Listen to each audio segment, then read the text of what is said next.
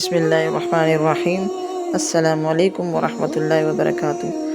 بصرہ میں حضرت رابعہ بصری رحمۃ اللہ علیہ کے حسن و جمال کی دھوم مچی ہوئی تھی، مگر جوانی کے شب و روز انہوں نے یاد الہی میں گزار دیے۔ آپ رحمۃ اللہ علیہ کے چہرے پر پاکیزگی کا ایسا نقاب تھا کہ دیکھنے والوں کی نگاہیں خود بخود جھک جاتی تھیں۔ اسی زمانے میں ایک نوجوان نے انہیں رات کے وقت ایک قبرستان میں چاند کی طرح چمکتے ہوئے دیکھا۔ وہ نوجوان آپ رحمۃ اللہ علیہ کو کوئی غیر مرئی مخلوق سمجھ کر بھاگ کھڑا ہوا، لیکن دوسری صبح جب وہی چہرہ اسے بصرہ کے ایک بازار میں نظر آیا تو وہ عقل و خرد سے ہاتھ دھو بیٹھا اور رات دن اسی کے تصور میں رہنے لگا۔ آخر دل کے ہاتھوں مجبور ہو گیا تو لوگوں سے پتہ پوچھتا ہوا حضرت رابعہ بصری رحمۃ اللہ علیہ کے گھر جا پہنچا۔ حضرت رابعہ بصری رحمۃ اللہ علیہ فرمایا کرتی تھی کہ دل کے دروازے ہمیشہ کھلے رکھو، کیا معلوم محبوب کس وقت دستک دے دے، مگر گھر کے دروازے بند ہوں یا کھلے ہوں ان کے دانست میں برابر تھے۔ نوجوان کو خلاف توقع ان کا دروازہ کھلا ہوا ملا تو اس نے اپنے دل کی دھڑکنوں پر بڑی مشکل سے قابو پایا۔ رات کا وقت اندر چراغ روشن تھا، یہ سوچ کر وہ نوجوان بے باکی سے اندر داخل ہو گیا کہ حال دل سنانے میں کیا حرج ہے، زیادہ سے زیادہ انکار ہی تو ہوگا، واپسی کا دروازہ بہرحال کھلا ہوا ہے۔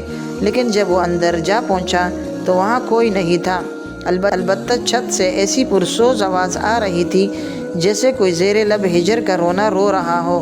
نوجوان تیزی سے زینے چڑھتا گیا۔ حضرت رابعہ بصری رحمۃ اللہ علیہ عشاء کی نماز سے فارغ ہو کر ثنا خوانی کر رہی تھی۔ پروردگار سارے ستارے روشن ہو گئے، لوگ سب سو گئے، بادشاہوں نے دروازے بند کر لیے، ہر محبوب اپنے محبوب سے محراز و نیاز ہے اور میں تیرے سامنے کھڑی ہوں۔ نوجوان پر سکتہ طاری ہو گیا۔ اسی اثنا میں حضرت رابعہ بصری نے پلٹ کر اسے ایسی نظروں سے دیکھا کہ اس کی زبان گونگی ہو گئی۔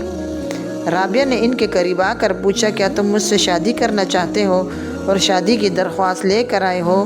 نوجوان نے لرزتے ہوئے ہاتھ سے اپنی زبان کی طرف اشارہ کیا کہ وہ بول نہیں سکتا۔ حضرت رابعہ بصری رحمۃ اللہ علیہ فرمایا، اس سے پہلے کہ زبان کی طرح تیرا دل بھی چپ ہو جائے، تو جس رستے سے آیا ہے اسی رستے سے واپس لوٹ جا۔ نوجوان صرف آنکھوں سے التجا کر سکتا تھا کہ اے نیک خاتون، میری گویائی مجھے واپس دے دے، میں تیرے مرتبے سے واقف نہیں تھا، مجھ سے غلطی ہو گئی ہے، مجھے معاف کر دے۔ لا علمی ہمیشہ قابل معافی ہوتی ہے۔ اس کے خاموش آنسو ان کے جواب میں حضرت رابعہ بصری رحمۃ اللہ علیہ نے فرمایا، نوجوان، تو نے اگر مجھ سے کوئی زیادتی کی ہوتی تو میں تجھے یقیناً معاف کر دیتی۔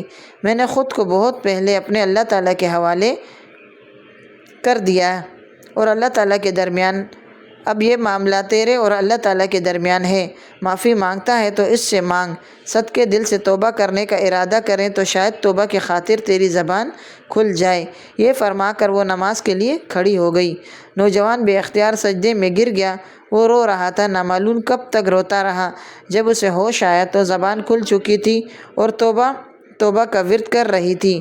بصرہ کے بازاروں میں سالہ سال